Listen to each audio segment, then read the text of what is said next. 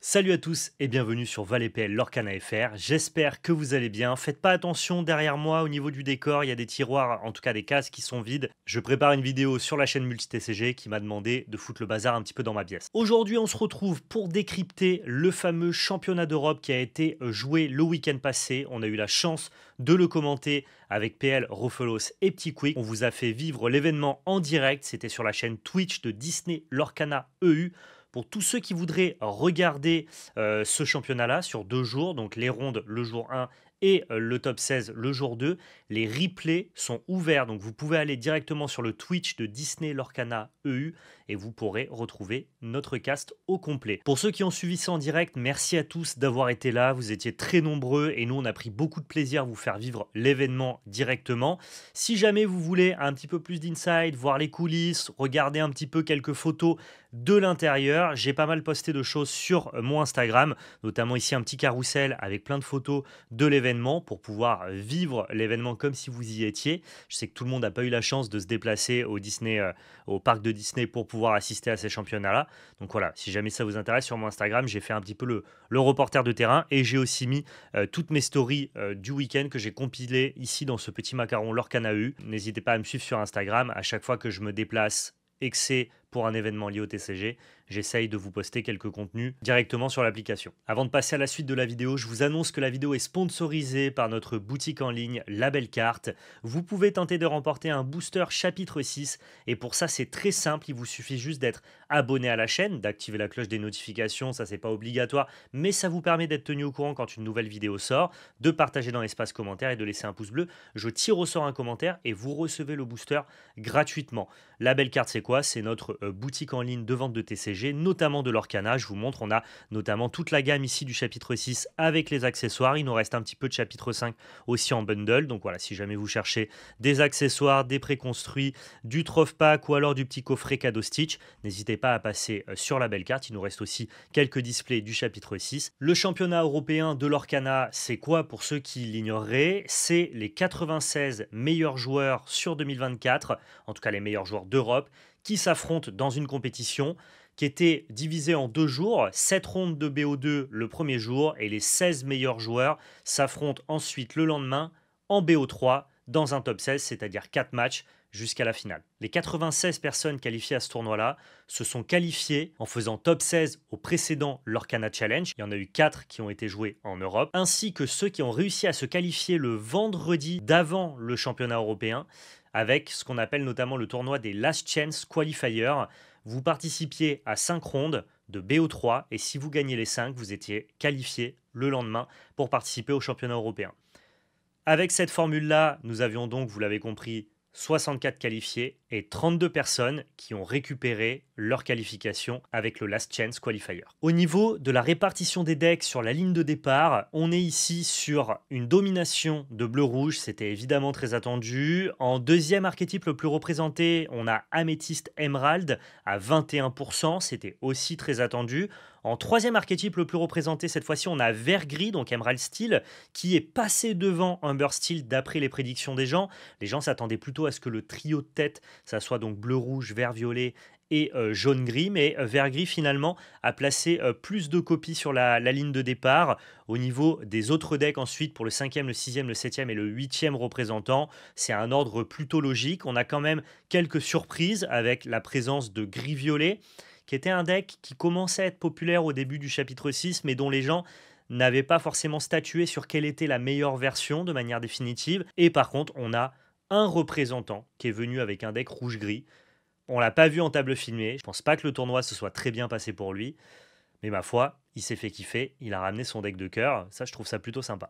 À l'issue d'un jour 1 acharné, âprement disputé, les 16 meilleurs joueurs se retrouvent en jour 2 et passé cette première game du top 16, qui, je le rappelle, qualifié pour les championnats du monde, les 8 meilleurs joueurs du championnat européen vont au championnat du monde pendant l'année 2025, championnat du monde qui devrait d'ailleurs se jouer aux États-Unis au parc Disney. Donc c'est vraiment le Graal de tous les compétiteurs Lorcana. Eh bien, les 8 meilleurs joueurs forment ce qu'on appelle le top 8.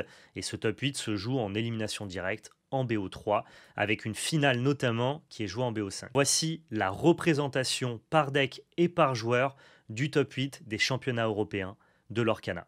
Alors ce qu'on peut définir ici, c'est que déjà, Violet-Rouge, qui avait placé, je le rappelle, seulement 7 copies sur la ligne de départ, se retrouve avec 3 copies dans le top 8. C'est dire si le deck a été sous-estimé et s'il a été performant. Quasiment la moitié des joueurs sur la ligne de départ ont réussi à se qualifier au World avec cette liste-là. Autre surprise que l'on peut noter, c'est l'absence totale de Amber Steelsong qui, avec une surreprésentation de bleu-rouge, a malheureusement dû s'incliner. On en a quand même noté un présent en top 16, mais pas plus. Et par contre, encore plus grosse surprise ici, c'est la présence de 2 violets-gris. Ils étaient seulement 4 sur la ligne de départ. Et la moitié des joueurs ayant ramené ce deck-là a fini dans le top 8 en la présence de Douglas Ocelli, le joueur belge d'ailleurs super sympathique qu'on a pu caster pendant tout le week-end, et André Vidal. Pour les 3 autres decks de ce top 8, c'est les decks qui eux étaient les plus attendus, c'est-à-dire 2 copies de bleu-rouge et 1 copie de vert-violet. A noter que pour les verts-violets, ils étaient 5 dans le top 16 pour seulement 1 en top 8. Ça veut dire que la surreprésentation des decks violet-rouge et des decks gris ont vraiment créé une espèce d'hécatombe dans le top 16 des decks vert-violet, là où par contre, dans les rondes, là où bleu-rouge était le deck le plus représenté, eh bien vert-violet a pu se faire une place de choix jusqu'au top 16. Mais une fois que le top 16 a été défini, il y avait quand même assez peu de bleu-rouge par rapport aux autres decks qui étaient capables de prédater ces decks vert-violet, et c'est pour ça que nous n'en voyons plus qu'une seule copie dans le top 8. Donc voilà un top 8 que je trouve plutôt varié, avec 4 decks différents. Parfois même les decklists dans chaque association de couleurs ne se ressemblent pas. Le chapitre 6 pour l'instant n'a pas encore révélé tous ses secrets, le méta n'est pas nécessairement stabilisé, et on voit qu'on a pas mal d'archétypes qui sont capables de briller, même ceux que l'on n'attendait pas à ce niveau-là. Je vais vous présenter maintenant les decklists, en tout cas certaines decklists des joueurs du top 8, et on commence évidemment par le violet-rouge de Domingo Martinez. Domingo Martinez qui est officiellement le premier champion d'Europe de l'histoire de l'Orcana. Félicitations à lui, il a eu un niveau de jeu exemplaire, il a été en plus extrêmement agréable à caster avec un jeu fluide, et en plus de ça, le gars avait l'air bonnard et souriant, donc vraiment, GG à lui, très content qu'il ait réussi à remporter ce titre-là. Dommage pour tous les joueurs français qui étaient présents sur la ligne de départ, même pour les joueurs francophones. On aurait préféré, vu que les championnats d'Europe étaient joués en France, qu'un Français s'illustre en remportant ce tournoi-là. Mais force est de constater qu'il était meilleur. Au niveau de sa decklist, je trouve qu'il a la decklist la plus classique possible. Quasiment aucune prise de risque, aucune excentricité. On reste vraiment sur ce que Violet-Rouge fait de mieux, avec 8 tours 1 pour pouvoir notamment s'adapter aux sorties plus agressives des decks vert-violet. On a toujours la capacité de passer en dessous les decks bleu-rouge avec les sorties de Flynn Rider et Sisu. Si on doit noter quelques spécificités de sa liste, en tout cas quelques choix forts, c'est la disparition des lieux. Nous n'avons ni la bibliothèque ni le château de la Reine, qui à mon sens fait totalement sens dans ce format-là. On est sur un format avec énormément de board présence, des stratégies de decks qui essayent de jouer le plus de personnages possible. On le voit notamment avec la présence des decks vert-violet qui sont très bien représentés. Et donc les lieux ont beaucoup de mal à exister, à rester sur le board. La plupart des match-ups violets ne sont plus forcément des match-ups de prise de board, mais plutôt des match-ups de course. Donc dès lors que l'on ne prend plus le board et que l'on ne fait plus des trades, eh bien il est plus difficile de laisser nos lieux en vie. Si on fait des courses, ça veut dire que les boards s'élargissent de part et d'autre. Et donc pour le coup, les lieux sont assez inefficaces. Et donc c'est un choix qui a plutôt réussi à Domingo Martinez. Le deuxième choix un peu intéressant qu'on peut noter ici, c'est la présence de Belle. Belle qui a été impressionnante lors des games, que ce soit dans cette decklist-là ou dans d'autres decklists, on y reviendra plus tard. C'est une des meilleures cartes de ce tournoi, celle qui en tout cas a le plus brillé à chaque fois qu'on l'a vu être jouée. Donc ouais, gros ajout ici de cette Belle dans cette decklist-là. Et enfin, la dernière petite spécificité qu'on peut noter par rapport aux autres listes, on a un split 3 bi prépared pour une Sisu, ce qui me semble être tout à fait fonctionnel. Sisu qui vraiment est très très bien contre les decks vert-violet pour ce shift notamment sur les Sisu à 3. Donc une liste carrée, solide, qui lui permet de remporter le titre suprême. GG à lui. La deuxième liste dont j'avais envie de vous parler, c'est celle du deuxième, donc celui qui a perdu en finale contre Domingo. Et c'est notre ami Michel Assirelli qui, lui, a décidé de jouer le deck vert-violet, qui était vraiment sur la ligne de départ, probablement le meilleur deck de ce tournoi, de par le positionnement dans le méta qu'il avait, c'est-à-dire d'être un prédateur des decks rouge-bleu.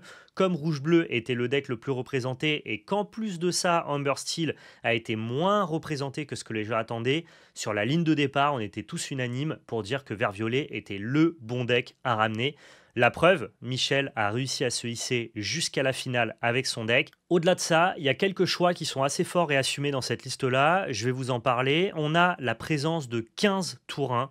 Donc cette fois-ci, on veut vraiment la sortie la plus agressive possible, essayer d'enchaîner les tours 1. On le rappelle, tous les tours 1 se remboursent, que ça soit le Cursed Merfolk qui va compenser sa perte par une carte de la main de l'adversaire, ou alors tous les autres tours 1 violets qui, eux, à leur mort, vont nous faire piocher une carte. C'est la puissance de ce deck-là, c'est-à-dire que ces cartes-là en early game, elles vont nous chercher du lore ou prendre des trades, et ces cartes-là en late game, elles se remplacent par des cartes, ce qui fait que là où habituellement tu veux pas top decker tes tours en late game, la decklist ici les recycle plutôt convenablement. Il y a un autre choix qui est assez fort et qui n'est pas forcément au goût de tous les joueurs de vert-violet, c'est la présence de seulement une seule Banzai pour réintroduire 3 Madame Mime, ce qui permet d'avoir plus d'effets de bounce et valoriser notamment les cartes comme la Rose ou alors comme le Merlin, mais surtout pour valoriser la présence de 3 lapins.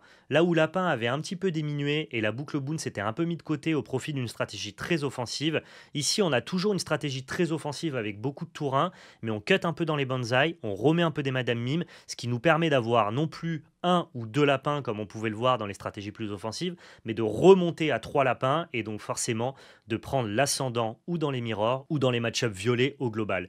C'est des choix qui sont assez malins et que personnellement je trouve assez bien pensés. C'est vraiment du fine-tuning, c'est assez précis, mais ça fait sens. Présence là aussi de Belle, donc on peut dire que Belle a été représentée dans les 2 decks du finaliste et c'est pas pour rien, à chaque fois qu'elle est venue sur le board, elle a fait un massacre. On a vu notamment une séquence en finale qui a été destructrice. Le joueur A a fait son génie, le joueur B a fait son génie, le joueur A a fait Elsa, j'engage ton génie et avec mon génie et ma Elsa, je vais trade ton génie. Le joueur B a perdu son génie mais a joué aussi sa Elsa qui elle est venue et a fini de trade du coup le génie, ce qui fait qu'il restait 2 Elsa blessées et enfin le joueur A qui a repris la main a fait Belle et a pu finir la Elsa de son adversaire et prendre le board.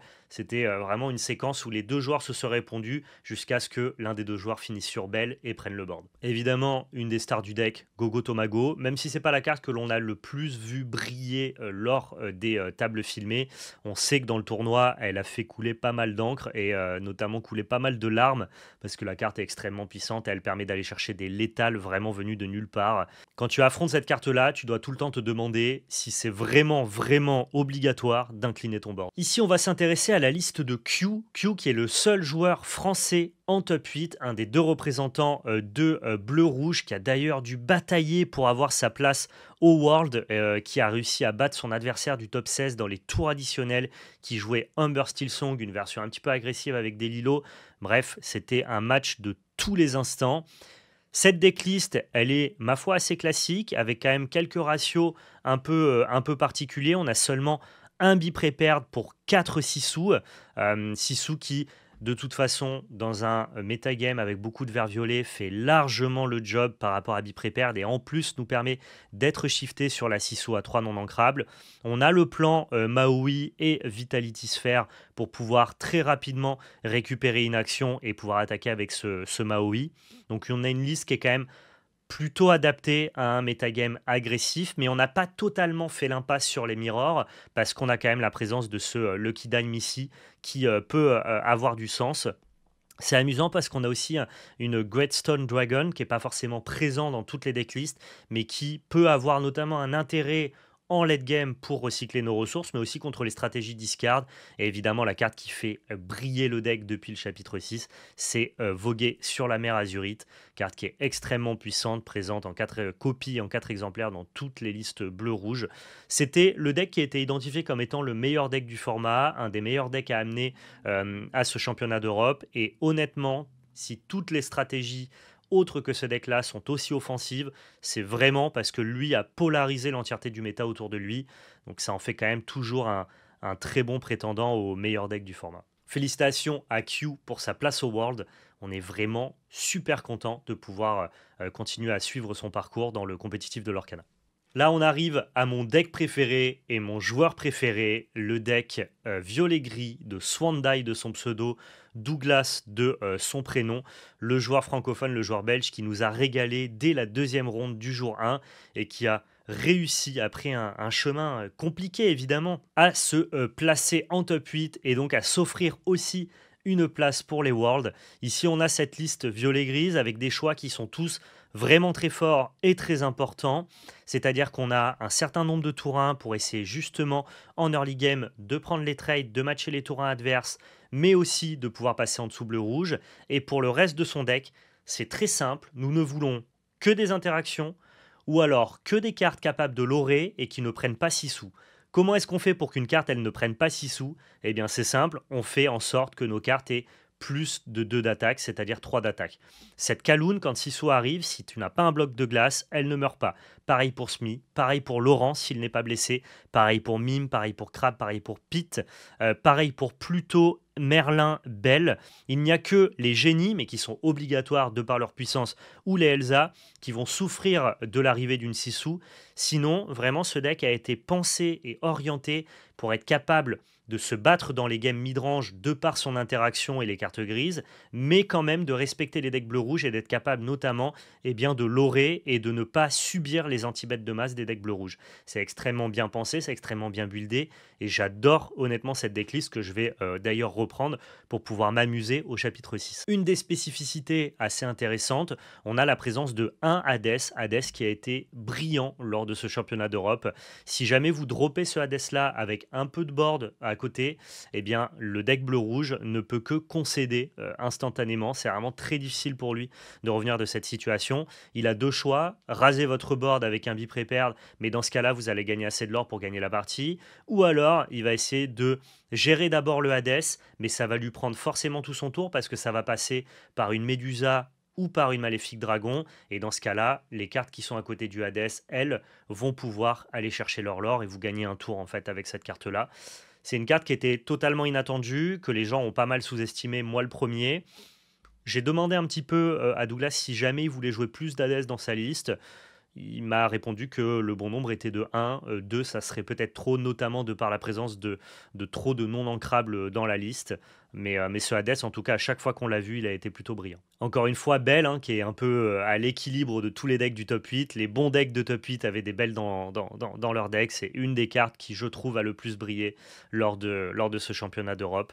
Et en plus, ça synergise naturellement avec des cartes comme Lorenz et avec Pluto, parce que quand ils sont blessés, eh bien, ce sont des cartes qui sont faibles face à Sissou.